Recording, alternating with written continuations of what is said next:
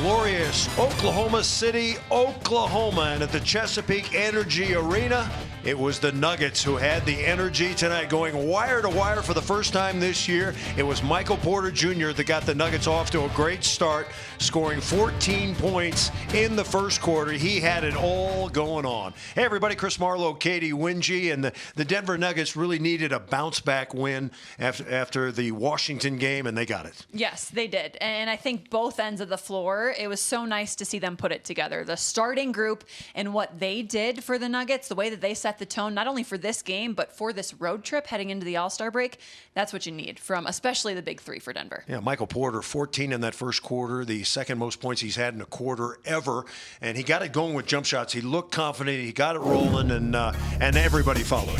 Absolutely. And I think with Michael Porter Jr., it was so nice to see him aggressive and looking for his shot early in this game. He found his spots very comfortably within the Nuggets offense. He had a couple threes, and then he also attacked and drove into the basket. And you could tell that the Nuggets were looking for him early on. And then his confidence started growing, and from there it just opened up for MPJ. And he was able to create in a lot of different ways.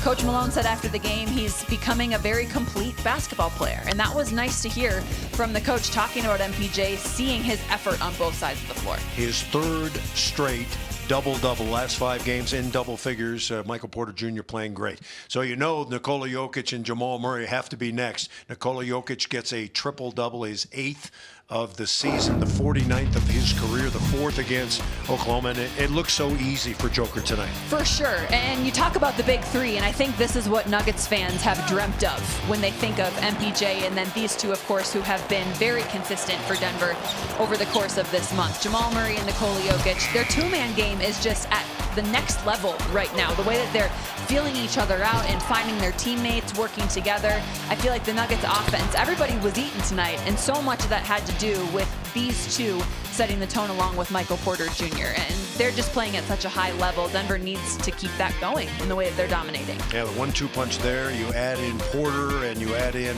that all 5 Nuggets starters had double figures. Nuggets rarely lose when that happens. And everybody getting into the act. And Michael Malone saying, hey, we played Nuggets basketball tonight. I thought that was important. It really was. And I think it was so nice for them to see PJ Dozier back on the floor as well. And what he did for this team, it maybe didn't show up so much on the stat sheets, but just having his presence back feels good for this Nuggets team that has been plagued by injuries over the last couple weeks.